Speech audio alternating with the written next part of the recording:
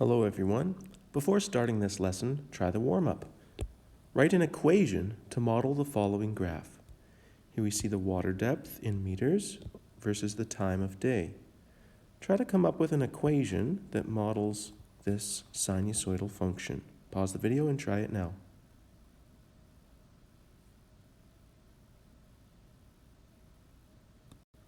So I can just look at what's one complete cycle. Well, from here to here is one complete cycle.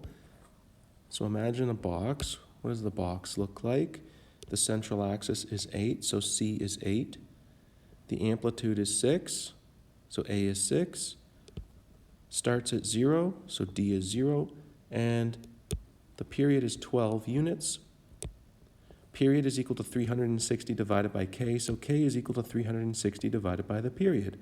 In this case, K is 30. So I know my A, K, D, and C values. I can plug them into the parent function, and this is what I get. The function is equal to 6 sine of 30x plus 8. Now, I could have also looked at it like this. If I started here, one complete cycle would bring me to here. Here's a box, drawing of that. This time starts at 3 hours, ends at 15. That's still a period of 12, but notice my starting spot is different. Also, this curve is a cosine curve instead of a sine curve. Sine starts on the central axis, cosine starts at the maximum. So, I'm going to use cosine in my function this time. Also, my d value is different. So, this equation or this equation both work, and it's possible to come up with others too. If you got something else and you're wondering if it works, just pause the video and reach out and ask about it before you move on. In this lesson, we're going to look at applications of sinusoidal functions. So we're going to solve problems related to real-world applications of sinusoidal functions. One popular application of sinusoidal functions that you'll find over and over again in textbooks is a Ferris wheel. So Bob is riding a Ferris wheel. He reaches a maximum height of 11 meters at 10 seconds, and then reaches a minimum height of 1 meter at 55 seconds. Write an equation to model his height as a function of time, and what is his height at 78 seconds. So in part A, we're going to come up with the equation to model this function, and then we're going to use it to solve a problem. I always find it helpful to draw a box drawing of these functions. So this is where I got the drawing from. It says he reaches a maximum height, that's up here, of 11 meters, so I labeled it as 11, at 10 seconds. So when he's at that maximum height, it's at 10 seconds. Then he reaches a minimum height of 1 meter, minimum is 1 meter, at 55 seconds. So if he goes from a maximum down to a minimum, that takes 55 seconds. So he's starting at 10 seconds in this part of the cycle, and to get to the minimum, he's at 55 seconds.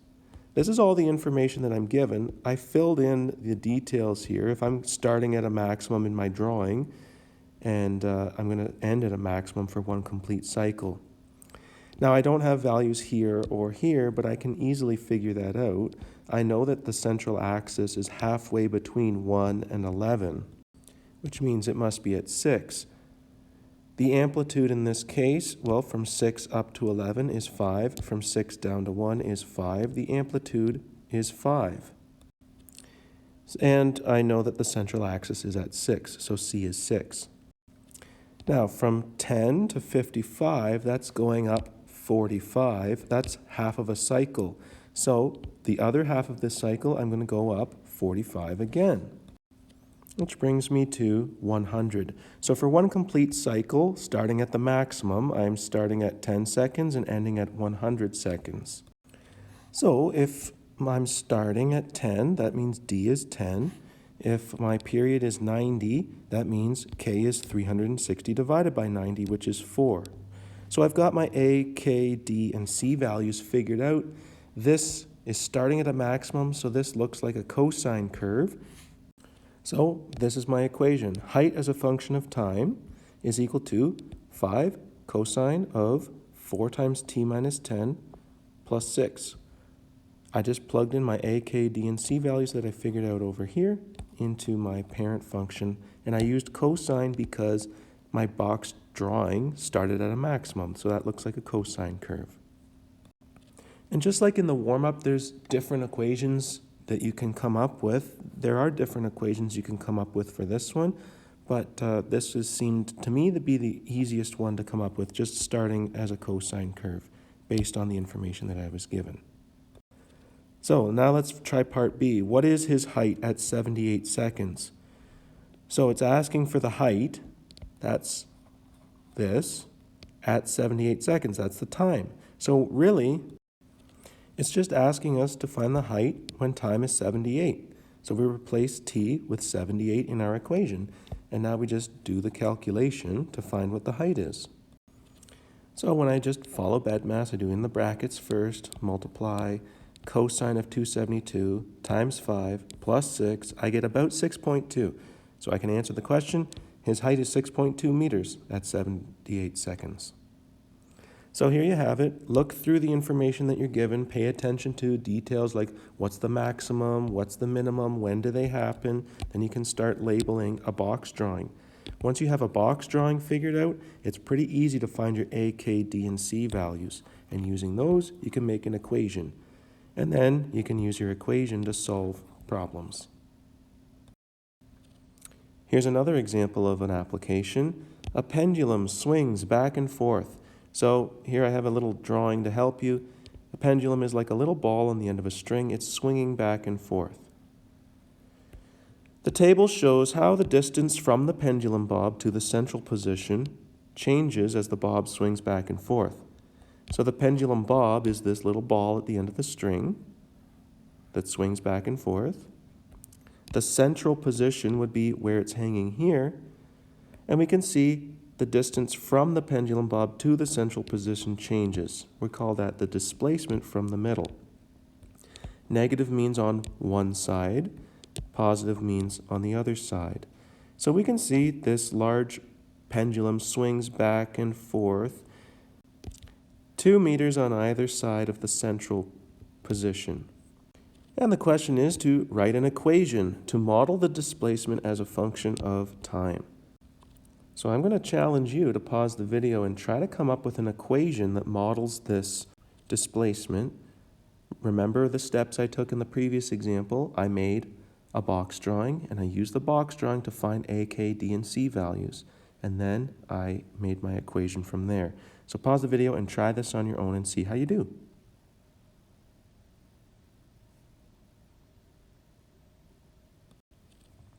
So I looked at my time scale. It went up by 1 second every time, and I looked at my displacement. It started in the middle and went down, then back up, and then down again. I didn't have to include this in my box drawing because I already had one complete cycle. I found the central axis to be 0, the amplitude to be 2, the starting position to be 0, and the period was 4, which means k is 360 divided by 4, which means k is 90. So once I have all those, I can start to make my equation. Notice this, though. I'm starting on the central axis, so I know this is a sine function, so I'm going to use sine in my equation. But it doesn't go up first, it goes down first. So that means we're going to have a vertical reflection, so A is actually negative. So if you're going to use a sine function starting at 0, it's going to look like this, -2 sine of 90t. If you had something different and you're not sure if it still works, you should pause the video and just ask about it before you move on. Another periodic function that can be modeled with a sine or cosine wave is an example like this. We have a spring with a weight on it. You pull the weight down and it's going to spring back up and move up and down. Similar to the pendulum moving back and forth, this is just going to move up and down. A weight is supported by a spring. The weight rests 50 centimeters above a tabletop. The weight is pulled down 25 centimeters and released at time t equals 0. This creates a periodic up and down motion. It takes 1.6 seconds for the weight to return to the low position each time. And again, we're going to write an equation to model the height of the weight as a function of time. So height as a function of time. This is very similar to the last example, so I'd like you to challenge yourself again and see if you can come up with an equation that works. So pause the video and try this on your own.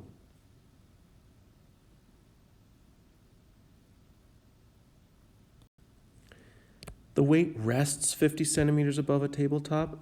So if it's resting, that's the central position. That's C. The weight is pulled down 25 centimeters. So if I pull it down 25 centimeters, now its height is going to be 25.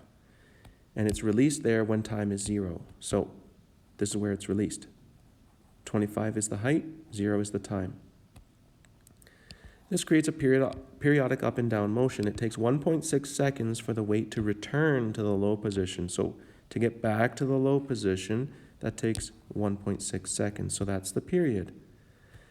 We can figure out the K value from there. 360 divided by the period gets us our K value. So we've got A, C, D, and K. We've got all those numbers. Now, what kind of function is it? Is it sine or cosine? Well, we're not starting on the central axis in our drawing, so it's going to be a cosine function, but we're starting at a minimum, not a maximum, so that means there's been a vertical reflection from the parent function, so we're going to have a negative sign here. Negative 25 cosine of 225t plus 50. That equation will model this up and down motion of the weight. If you had a different equation and you want to know if it still works, you should pause the video and ask about it before moving on. Now this last example is a two-part question, and this is an example of one of the trickier types of questions we could have. The equation describes the time of the sunset on the nth day of the year. So T is the hours after midnight, so basically we're using 24-hour time. 1 o'clock in the morning, and T would be 1. At noon, T would be 12. At 6 o'clock in the evening, T would be 18, etc. On the nth day of the year, so January 1st, N is 1, January 2nd, N is 2, etc. February 1st, N would be 32, that kind of a thing. So here's the function. We're not making the function this time. This time we have the function. We have an A value. It's a cosine function. We have a K value, D value, C value. Calculate the time of sunset on May 1st. Well, first we have to figure out what day of the year that is. So January has 31 days, February has 28 typically, March has 31, April has 30. So if you add all those up, January, February, March, April, and then one more day to get to May 1st, that's the 121st day of the year. So now we can actually figure out the time of the sunset. We just have to plug in our value for N, 121. Now we just do this calculation. We can do it in our calculator. And you get about 20.2 if you do it right. So we can answer the question, therefore the sunset will be 20.2 hours after midnight on May 1st. Now, 20.2 hours, you can figure out what time that is. 20 hours after midnight would be 8 o'clock. 0.2 hours, well that's 20% of an hour. 20% of 60 minutes is 11 minutes. So it's 8:11 p.m. That would be the time of sunset on May 1st. Now we're sticking with the same situation. We're finding sunset times for whatever day of the year, but this time the question's a little different. Determine the 2 dates when the sun sets at 7 p.m. This time we know the sunset time. We're trying to figure out which dates will get that sunset time. And there's going to be 2 dates in the year that have that 7 p.m. sunset. So first off, 7 p.m., how many hours after midnight is that? 19 hours after midnight. So we know what T is. We need to figure out what N is. So I replace T with 19. I still don't know what N is, but I need to start solving for N. So I need to start doing opposite operations in order to isolate N. So I'll start by subtracting 18.43 from the left and right sides. Now I need to divide by 1.75. So I end up with about 0.3257, if I round it to the 4th decimal place, equal to the cosine of this thing. Now, if I want to find out what this thing is, I need to do the inverse cosine. So when I do that, now I don't have the cosine over here anymore. So I can actually start solving for n in this weird thing. Notice this is 360 divided by 365. So to undo that, to do the opposite, you would multiply by 365 and divide by 360. And then we have to add 172. And we get about the 244th day of the year as one of the dates when the sun sets at 7 p.m. Now, the 244th day of the year, if I went back to a box drawing, would be about here. So let me back up a bit. The central axis is 18.43. The amplitude is 1.75. So that tells me my maximum and my minimum values. Starting at 172, I know the period, and it's a cosine function, so I'll start up here. Okay, so that's how I got my box drawing, and I'm just showing you this could keep going, remember? So 244th day would be here in my drawing. Well, it's at the same sunset back here. So I can just use symmetry to figure out what day it is over here. So if 172 is in the middle and 244 is after, well, that's a span of 72 days. So if I go back 72 days, that brings me to the 100th day of the year. I'll get the same sunset. So the 100th day and the 244th day both have the sunset at 7 p.m. So I can say the sun sets at 7 p.m. on day 100 and day 244. So this was an example where we know the y variable, or the variable on the y-axis, and we're figuring out the variable on the x-axis. Just remember, because this is a periodic function, you're not just going to get one answer, it's going to repeat. So you can go backwards to find another day. It wouldn't make sense to go forward because that would be past 1 year. So that's why I chose to go work backwards. And I can use this idea of symmetry to find my other answers. So just keep that in mind as you're working. And as you're practicing, just reach out for help when you need it, and I'll do my best to help.